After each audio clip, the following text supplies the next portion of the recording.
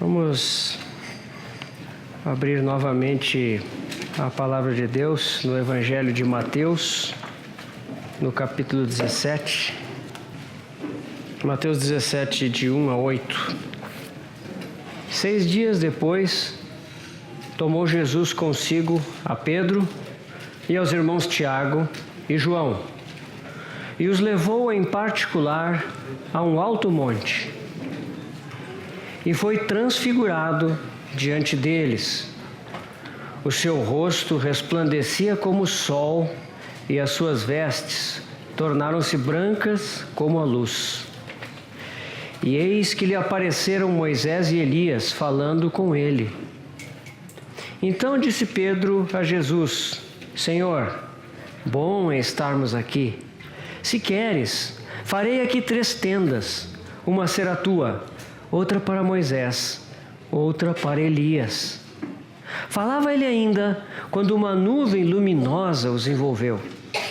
E eis, vindo da nuvem, uma voz que dizia: Este é o meu filho amado, em quem me comprazo, a ele ouvi. Ouvindo-a, os discípulos caíram de bruços, tomados de grande medo. Aproximando-se deles, tocou-lhes Jesus, dizendo: Erguei-vos, e não temais. Então eles, levantando os olhos, a ninguém viram, senão Jesus. Segunda Epístola aos Coríntios. Segunda Epístola aos Coríntios, no capítulo 3.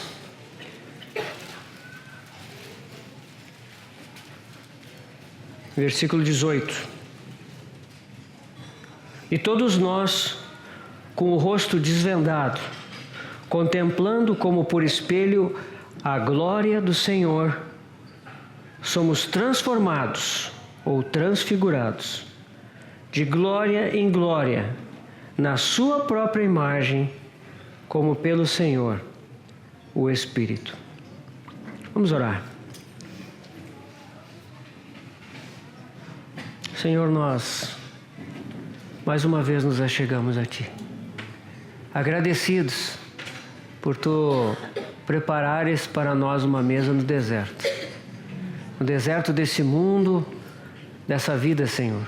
Tu nos concede esses momentos em que podemos nos reunir no Teu nome, para Te ouvir, para estar contigo, para receber de Ti. Senhor, muito obrigado. Agora nós estamos aqui, queremos aquietar os nossos corações diante de Ti. Queremos Te ouvir. Precisamos ouvir o nosso bom pastor. Senhor, queremos ser pastoreados. Somos ovelhas Tuas. Precisamos que Tu nos envies a Tua palavra e que ela venha em nós fazer aquela obra de transformação, de transfiguração, a Tua imagem e semelhança. Senhor, só Tu podes fazer isso. Obrigado porque Tu és o sumo sacerdote, que tomas a palavra para que ela venha cortar, separar alma e espírito, para que ela venha trazer luz e ela venha formar Cristo em nós. Senhor, nos apresentamos diante de Ti, desejosos de que Tu faças isso agora. Ó Senhor, e confiamos em Ti, nos colocando nas Tuas mãos, agradecidos. Ó Pai, no nome do Senhor Jesus. Amém.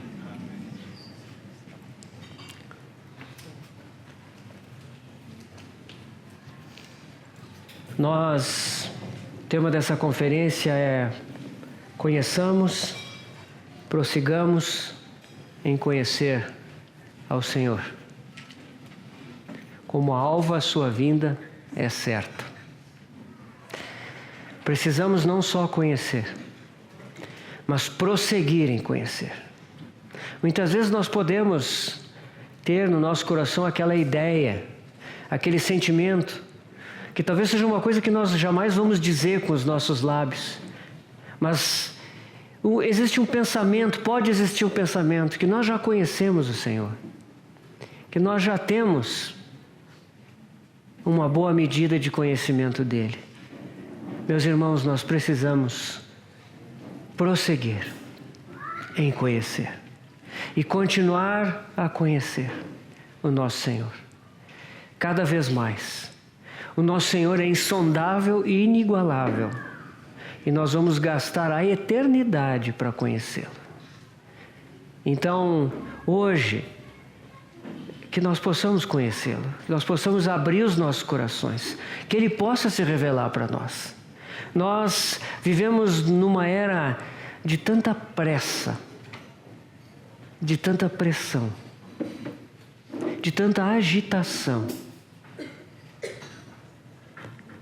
E por outro lado, também uma era de tanta superficialidade. Nós não conseguimos mais parar. Nós não conseguimos mais nos aquietar diante do Senhor. O Senhor nos deu o mandamento. Entra no teu quarto. Fecha a tua porta. E ali tu orarás ao Senhor teu Deus, que te vê em secreto. Como nós precisamos de uma vida em secreto com o nosso Senhor. Só nessa vida em secreto com Ele é que nós seremos transformados. Meus irmãos, nós vivemos, como dizia o nosso irmão Lance Lambert, e eu repito isso tantas vezes, nós vivemos numa era pós-cristã e neopagã. Pós-cristã, porque os fundamentos da palavra de Deus que caracterizaram a história da humanidade desde a vinda do Senhor, eles estão sendo abandonados, eles estão sendo negados, confrontados de todas as formas. De maneira que hoje em dia, principalmente os jovens devem perceber isso de forma muito clara. Nós já estamos crescendo num mundo pós-cristão, num mundo de práticas e costumes que não tem qualquer relação com a palavra de Deus. E aonde parece que nós somos os estranhos. Parece que nós é que estamos contrários ao padrão. Lá no Salmo 2, existe um quadro que descreve a nossa época. Por que se enfurecem os gentios e os povos imaginam coisas vãs? Os reis da terra se levantam e os príncipes conspiram contra o Senhor e contra o seu ungido, dizendo: rompamos os seus laços, sacudamos de nós as suas algemas. Hoje nós vivemos nessa época. Mais do que nunca, os reis da terra se levantam e os príncipes conspiram contra o Senhor e contra o seu ungido, dizendo: rompamos os seus laços, sacudamos de nós as suas algemas. Nós sabemos qual é a resposta do céu. O Senhor ri, Ele zomba, porque Ele constituiu o seu rei. Nós sabemos que o seu rei está constituído. Ele reina hoje.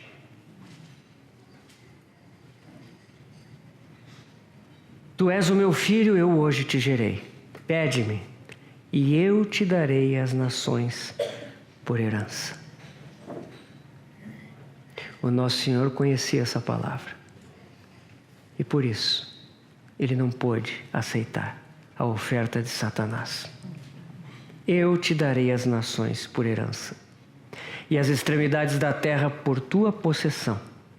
Com vara de ferro as regerás e as despedaçarás como um vaso de oleiro.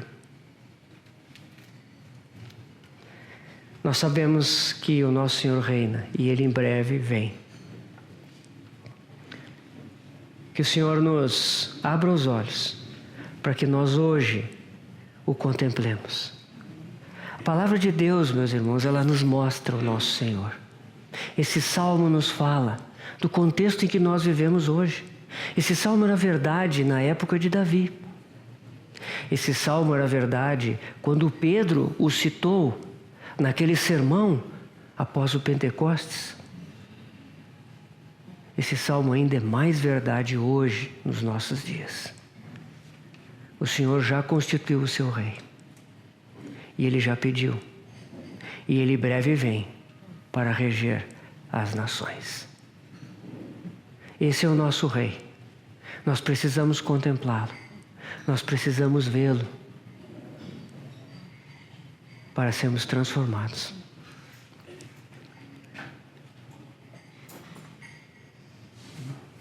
O Senhor Jesus, Ele é a suprema referência de tudo e de todas as coisas. O Senhor Jesus é o padrão, é a régua, é a escala de todas as coisas.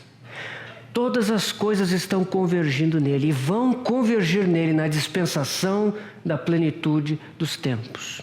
Isso está lá em Efésios 1:9. Existe um movimento hoje.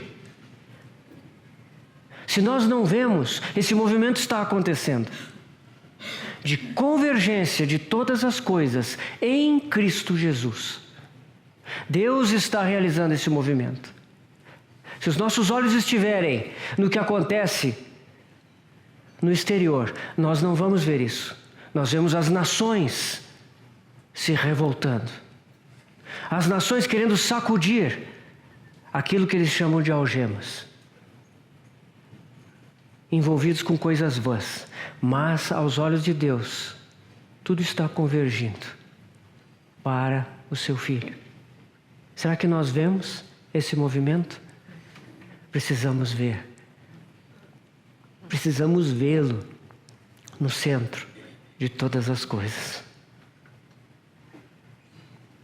A igreja de Deus, nos dias de hoje, meus irmãos, nós sabemos, historicamente, segundo aquelas 7 cartas dos capítulos 2 e 3 de Apocalipse, se nós as olharmos como a história profética da igreja, nós sabemos que a última daquelas igrejas é a igreja de Laodiceia. Essa igreja, ela tem uma característica marcante. O Senhor bate a porta das pessoas que compõem aquela igreja. Se alguém ouvir a minha voz, eis que estou à porta e bato. Se alguém ouvir a minha voz, eu entrarei e cearei com ele. Por quê? Porque essa igreja, ela seguiu adiante. Ela se reúne, ela canta, ela faz tantas coisas. Mas o Senhor Jesus está fora. A pessoa do Senhor está do lado de fora. O nome dele pode ser dito, pode ser mencionado, mas ele está fora. Essa é a característica do nosso tempo. Por isso, nós precisamos olhar para ele. Nós precisamos nos voltar para ele. Onde nós achamos a igreja? Aonde ele está. Se nós o conhecemos, nós vamos estar onde ele está. Essa é a igreja. 2 ou 3 reunidos em torno dele, no seu nome. Nós estamos estudando a transfiguração do nosso Senhor e nós vimos ontem a transfiguração do Senhor Jesus, no seu significado para ele mesmo. Nós vimos ali que a sua transfiguração, em seu significado para ele. E vimos ali, irmãos, que a transfiguração foi o momento máximo da sua carreira humana aqui na terra. Se passaram 33 anos e meio. E nesses 33 anos e meio, o Senhor foi plenamente aprovado como homem. Deus se manifestou 2 vezes a respeito disso. Ao final dos 30 anos, no seu batismo. Em relação àqueles anos todos em que ele esteve oculto lá em Nazaré. Nasceu, foi para o Egito, voltou, à terra de Israel e viveu aqueles anos oculto em Nazaré. Pouco, quase nada sabemos desse período. Mas ao final, no batismo, nós ouvimos a voz de Deus. Este é o meu filho amado, em quem me comprazo. Se passam mais 3 anos e nós chegamos à transfiguração. E novamente, a voz do céu se faz ouvir a respeito do Senhor.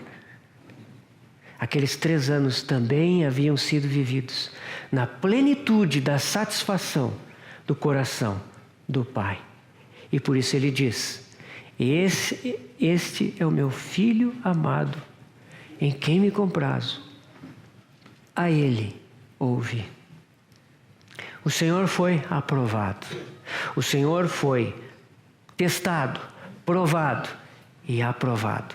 E por causa disso, por causa da sua humanidade perfeita, da sua humanidade sem qualquer pecado ou mancha, da sua humanidade plenamente obediente ao Pai, por causa da sua humanidade que cumpriu todo o propósito que foi estabelecido lá na criação, quando Deus criou o homem, a sua imagem, a sua semelhança, aquele homem, Jesus Cristo, homem, manifestou de forma tão perfeita, completa, plena, o ideal de Deus com a humanidade, que não restou outra coisa a acontecer que não fosse a sua glorificação. Ele subiu ao monte e ele se pôs a orar. E enquanto ele orava, de forma quase que inconsciente, natural, aquela vida perfeita extravasou em glória. E aqueles 3 discípulos viram a glória do Senhor. A plenitude da vida humana. Esse é o momento em que se completaram, segundo Lucas 9, 51, nós já lemos. Quando se completaram os dias em que havia ele de ser assunto ao céu. Ele podia dali subir, porque ele estava pronto. Nada mais havia a acrescentar na humanidade perfeita do Senhor Jesus. Nada havia mais a testar. Tudo havia se completado. Mas se ele partisse, como nós já falamos, só haveria um homem na glória. E por isso lá em Isaías 53, 2, nós lemos a respeito do que ele fez nesse momento. 53, 12, irmãos. Isaías 53, 12. Por isso, eu lhe darei muitos como a sua parte, e com os poderosos repartirá ele o despojo, porquanto derramou a sua alma na morte. Foi contado com os transgressores, contudo levou sobre si o pecado de muitos, e pelos transgressores intercedeu. Ele derramou a sua alma na morte. Ele derramou a sua vida perfeita como sacrifício naquela cruz por nós. Só Ele poderia fazer isso. Ele tinha uma vida cheia de valor aos olhos de Deus. Durante toda a sua humanidade, foi como se o Senhor Jesus, pela sua vida de perfeita obediência, ele acumulasse um capital tremendo, um valor enorme. E quando ele chegou naquela cruz, ele tinha plenas condições de se apresentar para pagar o preço da nossa redenção, para nos tirar do mercado de escravos, da condenação eterna, do inferno, e pagar o preço de todas as nossas transgressões. E não apenas isso, não apenas o perdão de pecados, mas também nos dar uma vida vencedora. Uma vida humana vencedora, triunfante sobre o pecado, sobre o mundo, sobre o inimigo. E Ele nos deu essa vida. Glórias a Deus por isso, porque o Senhor fez isso. Essa é a sua transfiguração. Ele, como dissemos ontem, já havia deixado a glória dos céus na encarnação. Ele o decidiu fazer. Agora, mais uma vez, Ele deixa para trás o portal dos céus, o monte da transfiguração, para descer e ir até outro monte, o Gólgota, até o Calvário, para poder realizar a nossa redenção. Esse é o nosso glorioso Senhor. E esse é o momento importante da sua vida, na transfiguração. Hoje nós queremos olhar um pouco, irmãos, o significado da transfiguração para com os discípulos do Senhor. E também para conosco, porque nós somos os discípulos do Senhor. Nós somos os seguidores do Cordeiro. E nós também precisamos entender o que significa a transfiguração para nós. Nós vemos ali, nos trechos que nos contam sobre a transfiguração, que o Senhor tomou consigo 3 discípulos para subirem ao monte. Não foram todos, não foram os 12 que subiram. O Senhor tomou apenas 3. Pedro, Tiago e João.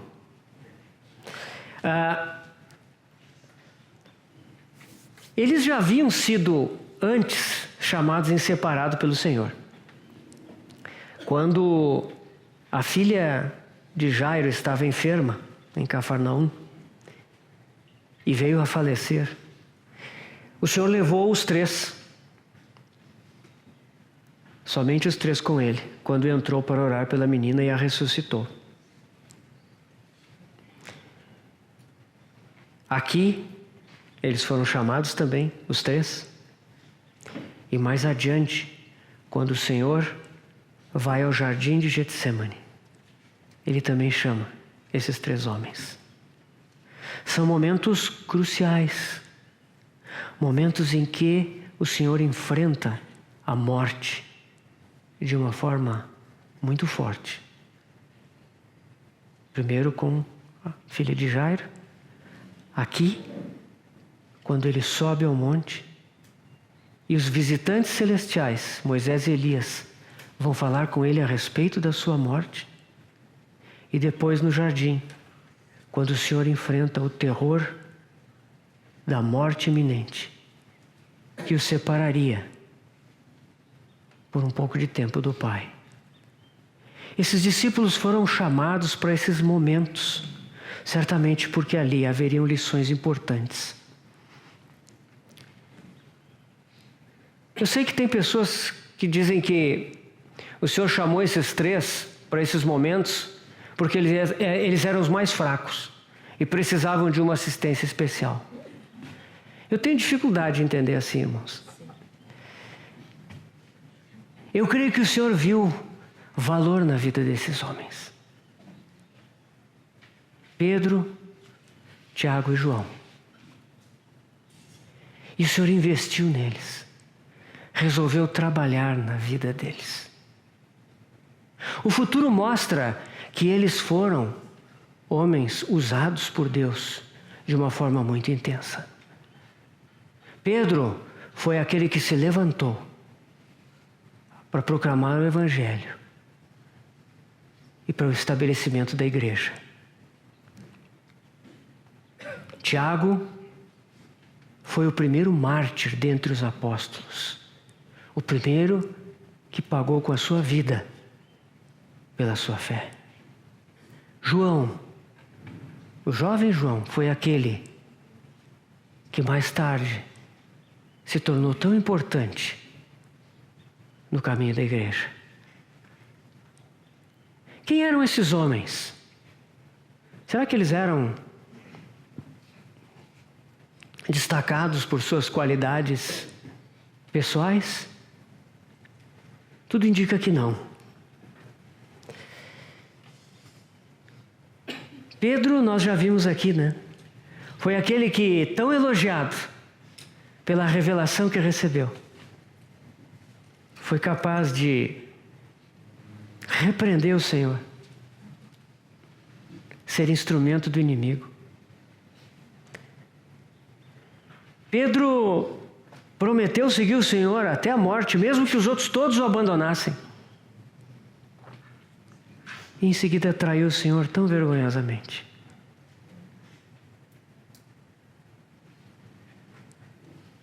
Pedro foi aquele que, quando o Senhor ia ser aprisionado, sacou da espada e feriu a orelha do servo do sumo sacerdote. E o Senhor teve que repreendê-lo. Pedro, aqui no nosso evento da transfiguração, foi aquele que teve a ideia das tendas, né? Pedro era um homem de ação, um homem impulsivo. Mas também Pedro foi o homem das confissões. Foi ele que primeiro se levantou e disse: Tu és o Cristo, o Filho do Deus vivo. Lá em João 6, num momento em que todos estavam abandonando o Senhor Jesus, foi Pedro, quando o Senhor perguntou: Vocês também não querem ir embora? Pedro se levantou e disse, isso aí está em João 6, 68. Senhor, para quem iremos? Tu tens as palavras da vida eterna. E nós temos crido e conhecido que Tu és o Santo de Deus. Que confissão. Meus irmãos, esse é Pedro. Como nós, cheio de contradições, cheio de defeitos, mas com um coração desejoso do Senhor. Com um coração pronto para o Senhor. E o Senhor queria ensiná-lo, discipliná-lo. E o Senhor o fez. E ele foi usado por Deus. Quem eram João e Tiago? Ou Tiago e João? Tiago o mais velho. Eles eram os Boanerges, os filhos do trovão. Eles trovejavam. Lá em Lucas 9, nós já lemos, né? Ali pertinho daquele momento em que Jesus manifesta no semblante a intrépida resolução de ir para Jerusalém, né? Lucas 9, 51. Um pouquinho antes dali, Lucas 9, 49, nós ouvimos de João. Falou João e disse, mestre, vimos certo homem que em teu nome expelia demônios e lhe o proibimos, porque não segue conosco. Que coisa, né? João foi o primeiro exclusivista. Se não segue conosco, nada de usar o nome de Jesus, nada de expelir demônios no nome dele. Mas Jesus lhe disse, não proibais, pois quem não é contra vós, outros é por vós. O Boanerges, filho do trovão. Leia mais embaixo ali. 54. Quando aqueles samaritanos recusaram receber o Senhor, porque ele mostrava na sua face que queria ir para Jerusalém, o que os irmãos, filhos do trovão, disseram? Foram perguntar para o Senhor, queres que mandemos descer fogo do céu para os consumir?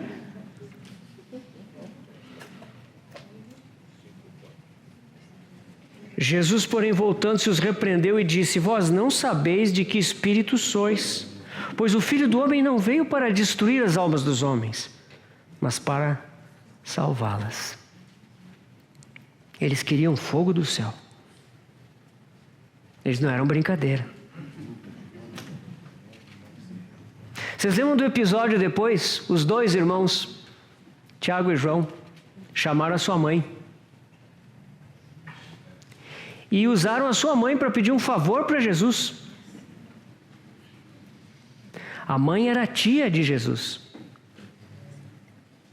Ela chegou, adorou o Senhor e fez o pedido. Peço que esses meus 2 filhos se sentem no teu reino, um à tua direita e um à tua esquerda. Os 2 ali assim, né? Vocês imaginem os outros 10, né? Olhando aquela... Isso parece uma coisa tão infantil.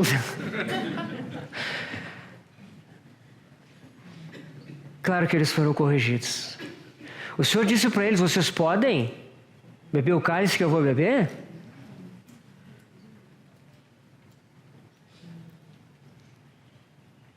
Eles estavam tão desejosos que eles, qualquer coisa,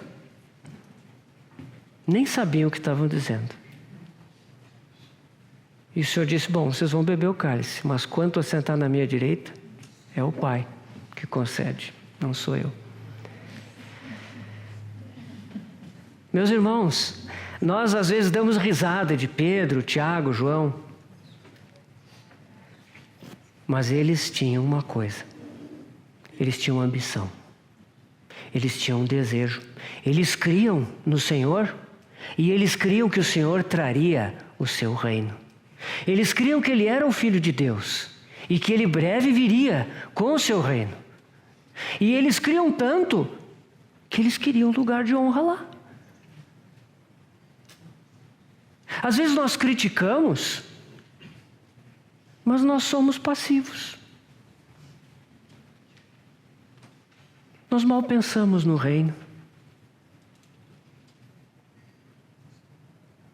Esses homens precisavam ser disciplinados, sim. Mas eles tinham um desejo de coração. Eles queriam o Senhor.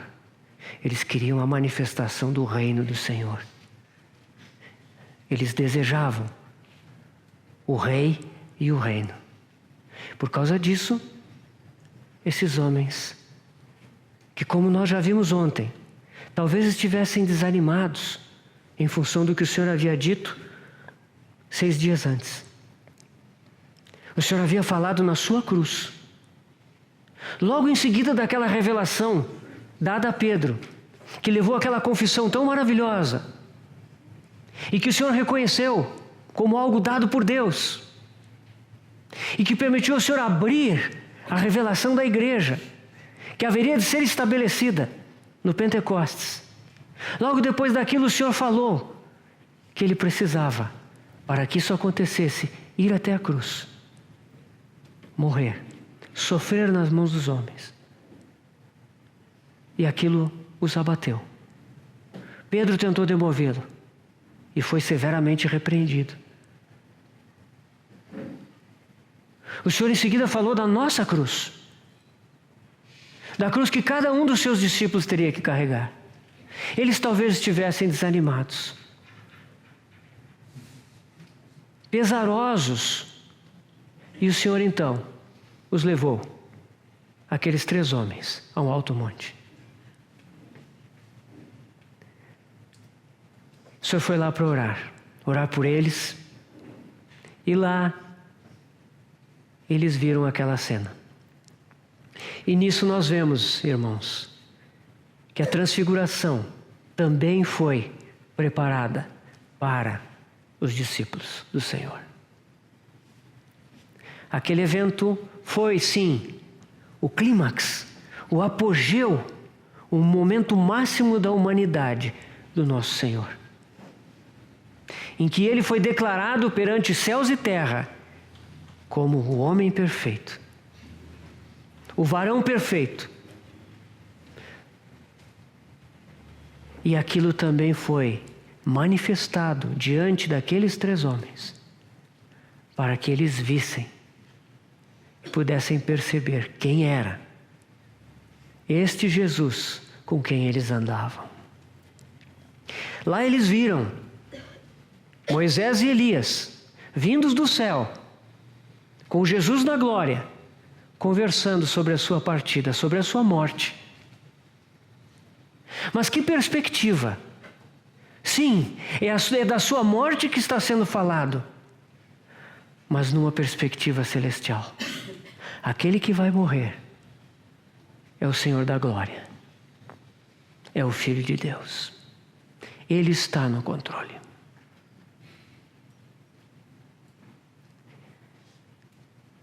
Queridos irmãos, como nós precisamos ver o nosso Senhor glorificado. Ele quer se revelar para nós, não apenas como nosso gracioso e precioso Redentor, que morreu na cruz, mas Ele também quer se mostrar para nós como o Senhor da glória, o homem na glória, aquele que reina. Nós vamos ver mais isso de uma forma mais aprofundada quando virmos a ascensão do Senhor. A ascensão do Senhor é algo que nós precisamos ver de uma forma clara. Mas aqui na transfiguração nós vemos um lampejo disso. Meus irmãos, o nosso Senhor reina. Ele está hoje na glória. Ele está em autoridade. Toda a autoridade lhe foi dada no céu e na terra. Ele venceu. E nós, ao vendo Ele vencedor, nós podemos vencer. Como nós precisamos ter os nossos olhos abertos para ver o nosso vencedor. E foi essa uma das funções da experiência no Monte da Transfiguração. Eles viram a glória do Senhor. Estavam pesados de sono. Mas quando a glória se manifestou, eles como que acordaram e eles viram o Senhor. Essa visão, ela nos traz esperança. Tem muitas pessoas que se perguntam, né? Como vai ser lá no céu? Será que nós vamos reconhecer uns aos outros? Será que nós vamos, né? Como é que nós vamos ser? Essa cena no Monte da Transfiguração nos permite perceber algo. Moisés estava ali, e era Moisés, e ele foi reconhecido. Elias estava ali, e era Elias, e ele foi reconhecido. E eles conversavam com o Senhor Jesus. Eles estavam ali, eles eram pessoas. Meus irmãos, aqui nós vemos como vai ser. E mais ainda, o Senhor Jesus, ao chegar naquele momento, Ele nos mostra qual é o final da nossa carreira. É chegar ali também. Assim como Ele na sua vida foi crescendo na sua humanidade perfeita. E Ele cresceu de uma forma diferente da nossa. Nós crescemos errando e aprendendo com os nossos erros. Ele jamais errou, mas Ele foi crescendo na sua plena expressão da perfeita humanidade. E nossa caminhada é a mesma. Nós estamos crescendo em direção à perfeita expressão da sua vida em nós, da manifestação da sua glória em nós. Romanos 8:29 nos diz algo muito precioso sobre isso. Porquanto aos que de antemão conheceu, 8:29.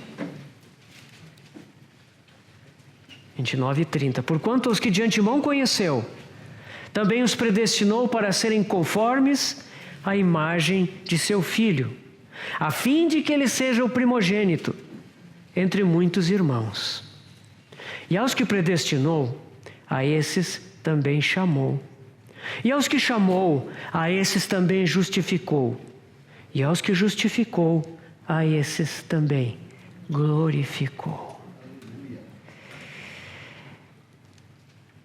Ele já fez provisão para isso. Nele nós estamos caminhando para a glorificação.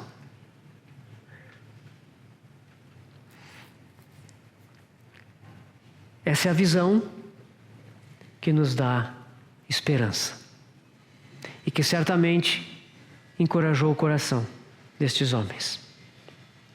Mas em seguida da visão, se torna necessária uma correção. Pedro vem com a sua sugestão. Façamos 3 tendas. Lucas diz que,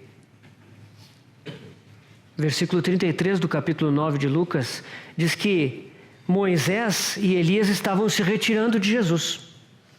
Ao se retirarem, estes de Jesus, disse-lhe Pedro: Mestre, bom é estarmos aqui. Então façamos 3 tendas. Uma será tua, outra de Moisés, outra de Elias. Pedro viu que eles estavam indo embora. Pedro ficou muito preocupado. Não, senhor, não. Vamos manter essa reunião maravilhosa aqui. Eu faço 3 tendas. O João e o Tiago me ajudam aqui. E chama de volta aqui o Moisés e o Elias. É tão glorioso isso aqui tudo. Vamos ficar aqui com eles. Moisés e Elias estavam se retirando. O Senhor não estava se retirando. O Senhor não estava indo com eles. E isso é algo maravilhoso. Ele vai ficar. Ele não vai subir com Moisés e Elias. Ele vai descer até Jerusalém. Mas isso não é suficiente para Pedro. Pedro certamente pensou: é melhor ter 3 do que um só. Aqueles homens eram muito eminentes. Moisés, o legislador, aquele que trouxe a lei. Elias, o representante do ministério profético em Israel.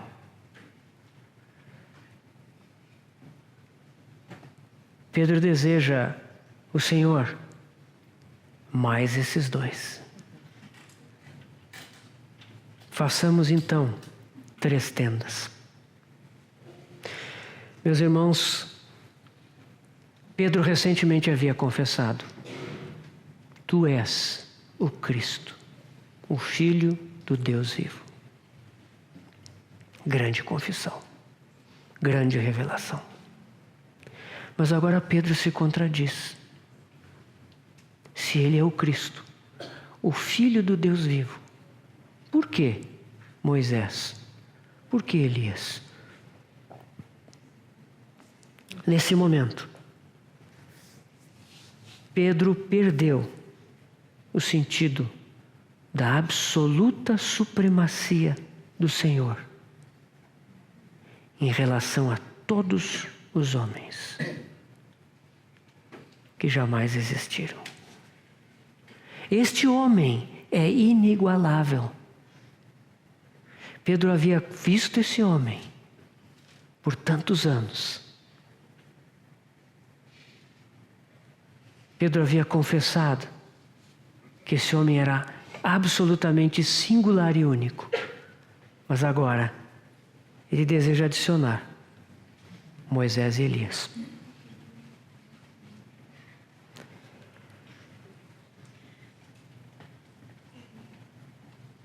É nesse momento, quando ele ainda está falando, quando ele ainda está tentando trazer de volta Moisés e Elias, que vem uma nuvem luminosa.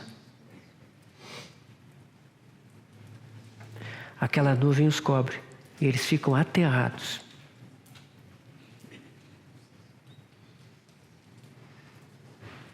É curioso que Pedro foi interrompido pela Trindade. Não sei se vocês já perceberam isso. Pedro foi repreender o Senhor, né? Pouco antes disso aqui.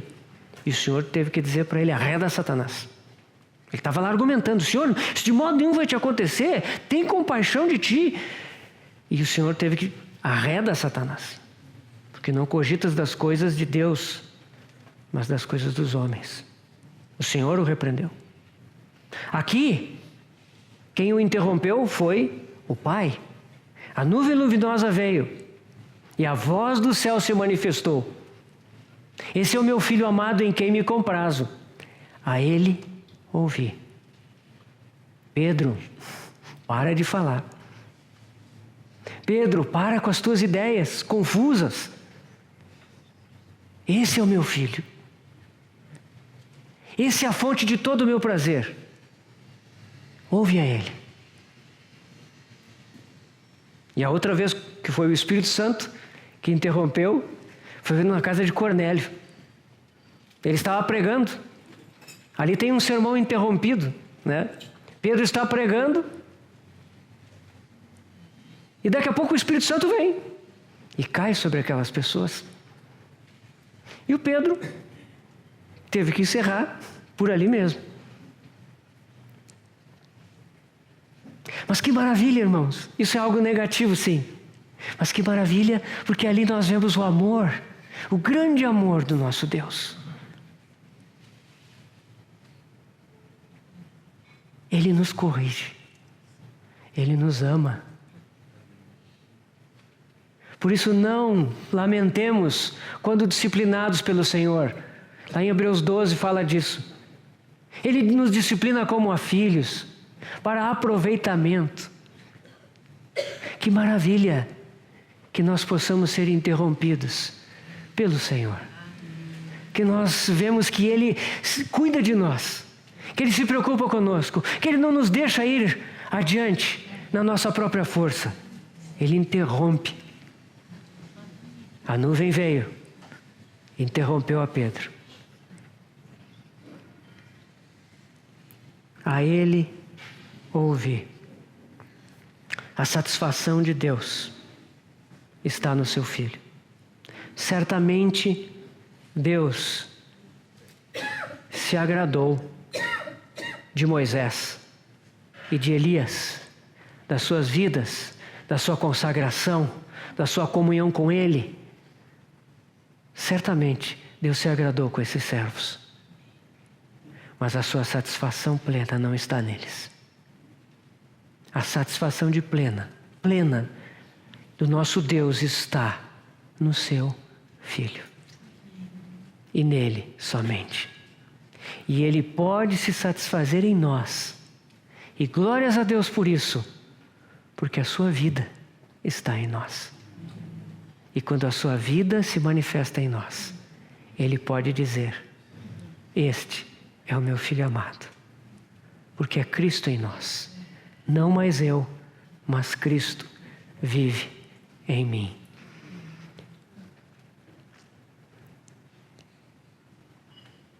O Salmo 73 nos diz, 73, de 23 a 25, todavia estou sempre contigo. Tu me seguras pela minha mão direita, tu me guias com o teu conselho e depois me recebes na glória. Quem mais tenho eu no céu? Não há outro em quem eu me compraza na terra. Quem mais tenho eu no céu? Não há outro em quem eu me compraza na terra. Meus irmãos, será que nós estamos satisfeitos com o nosso Senhor? Será que nós estamos buscando satisfação Em alguma outra coisa? Em alguma outra pessoa? Onde estão as nossas expectativas de satisfação? Às vezes nós temos dificuldade de relacionamento com as pessoas, com o nosso marido, nossa esposa, nossos filhos, nossos irmãos, porque nós lançamos expectativas, as nossas próprias, neles.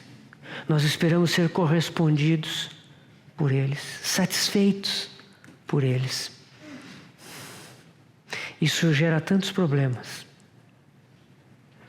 Mas o nosso Pai, Ele diz a sua voz da nuvem: esse é o meu filho amado, que me satisfaz completamente. E Ele nos chama a encontrarmos essa satisfação que Ele encontra no Filho, no nosso Senhor. Ele nos chama a apreciar o Senhor, a Ele ouvir. Nesses dias tão difíceis que nós vivemos,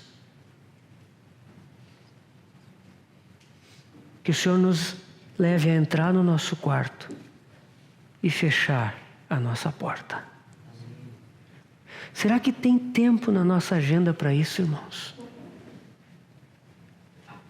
Eu falo principalmente para os jovens. Nós vivemos numa época que demanda muito. O colégio e a faculdade demandam muito. O estágio, o trabalho demandam muito. O rendimento que nós precisamos demanda muito. A família demanda muito. Tudo nos chama. E quando tem um intervalinho, o celular demanda muito. Meus irmãos, será que nós podemos parar? A Ele ouvir. Entra no teu quarto, fecha a tua porta e ora ao teu Pai que está em secreto. E o teu Pai que vem em secreto te recompensará. Como nós precisamos ouvir ao nosso Senhor. Essa foi a lição que aquela voz do céu disse: Pedro, para de falar, para de planejar, para de ter ideias. Já tiveste ideias em relação à cruz do nosso Senhor. Agora tu tens ideias a respeito de Moisés e Elias. Para de ter ideias, Pedro. Ouve ao meu filho. Nele está toda a satisfação. Nele nós somos satisfeitos. E quando nós nos satisfazemos nele, nós temos paz. Nós nos relacionamos com as pessoas. Nós aprendemos a conviver com esse mundo. Por causa dele.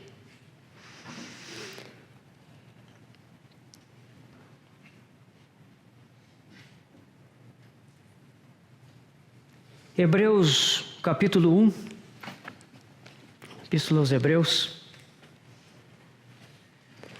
nos diz que Deus falou muitas vezes, de muitas maneiras, aos pais pelos profetas. Aqui diz: havendo Deus outrora falado em muitas partes, o original diz assim, e de muitas maneiras, aos pais pelos profetas, nesses últimos dias nos falou no Filho, a quem constituiu herdeiro de todas as coisas, pelo qual também fez o universo. Eu não resisto em ler o versículo 3, não é sobre o que eu vou falar, mas Ele que é o resplendor da glória e a expressão exata do seu ser, sustentando todas as coisas pela palavra do seu poder, depois de ter feito a purificação dos pecados, assentou-se à direita da majestade nas alturas. Aleluia. Amém. Havendo Deus outrora falado em muitas partes e de muitas maneiras aos pais, pelos profetas, nesses últimos dias nos falou no Filho.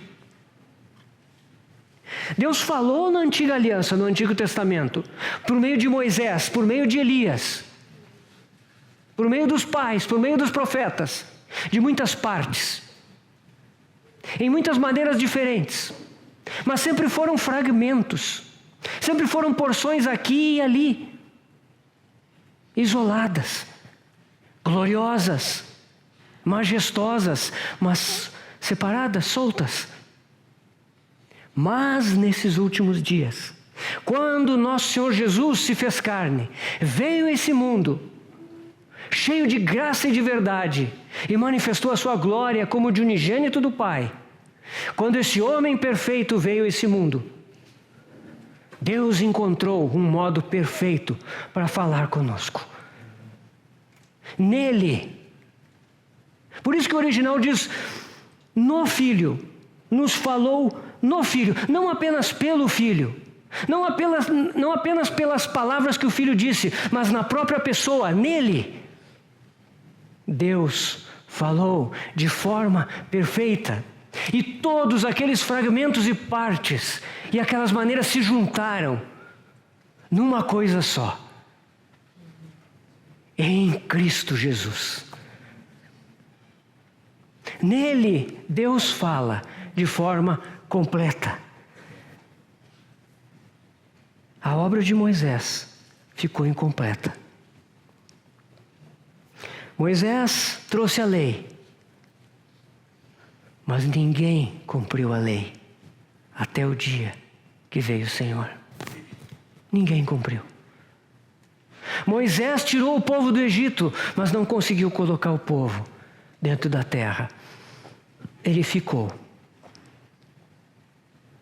fora de Canaã. A obra de Moisés foi incompleta. Elias profetizou poderosamente, mas Elias não foi capaz de fazer aqueles reis de Israel, a quem ele ministrou, voltarem o seu coração para Deus. Sua obra ficou incompleta. E assim é com todos nós. Só Ele é completo. Só nele tudo fica completo, pleno. Por isso Deus fala no Filho. Quando, no final da cena no monte,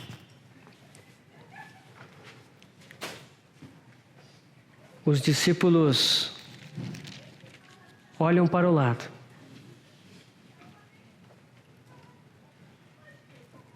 Está lá em Marcos, a melhor descrição dessa parte final é a de Marcos 9, versículo 8. Após a voz do céu, após a nuvem luminosa, após Deus haver falado, de repente, tudo se vai. A glória se foi.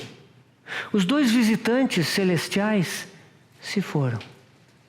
A nuvem brilhante e a voz se foram.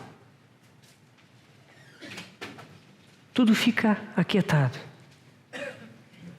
E de relance, olhando ao redor, ninguém mais viram com eles, senão Jesus. Só restou Jesus. Precisamos de mais que isso?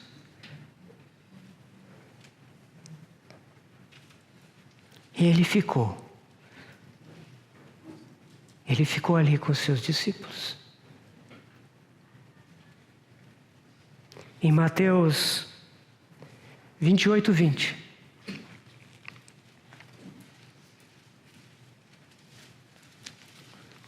Finalzinho do Evangelho de Mateus.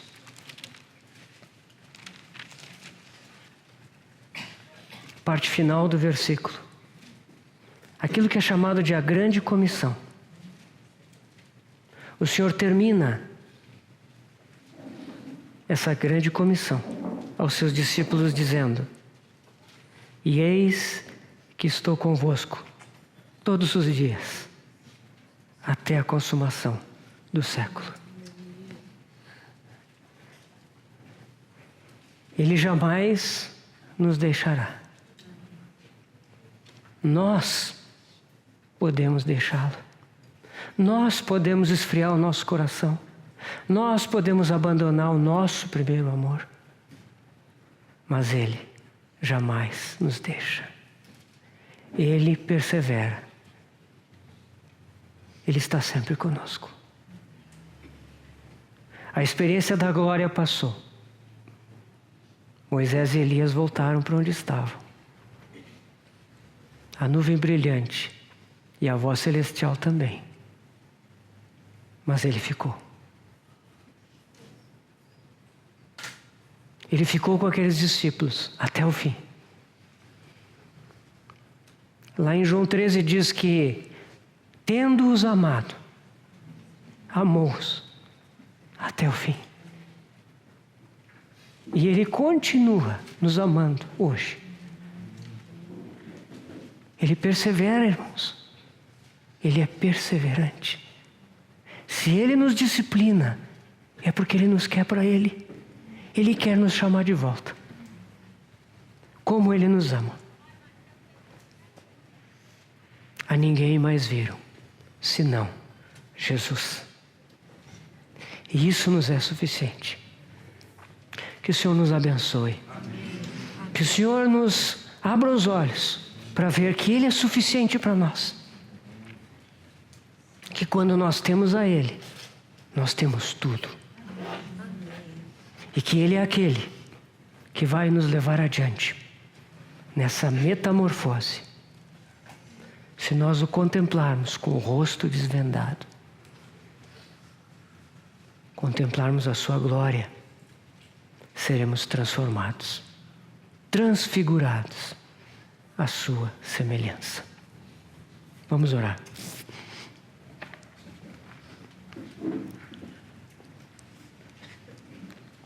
Pai querido,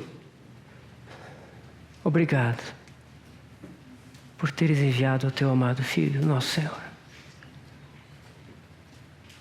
Obrigado pelo seu grande amor por nós. Obrigado, Senhor, pelo teu desejo para conosco. Queremos encontrar toda a nossa satisfação em Ti. Pedimos, Senhor, que Tu tenhas misericórdia de nós. Nós precisamos da Tua graça para ver-Te na Tua glória. Cativa o nosso coração, Senhor. Atrai-nos para Ti. Tira de nós as seduções de nós mesmos, da nossa carne, deste mundo. Cativa-nos para Ti, Senhor. Queremos correr após Ti. Queremos contemplar, desfrutar e dar prazer ao nosso amado. Te agradecemos, Senhor.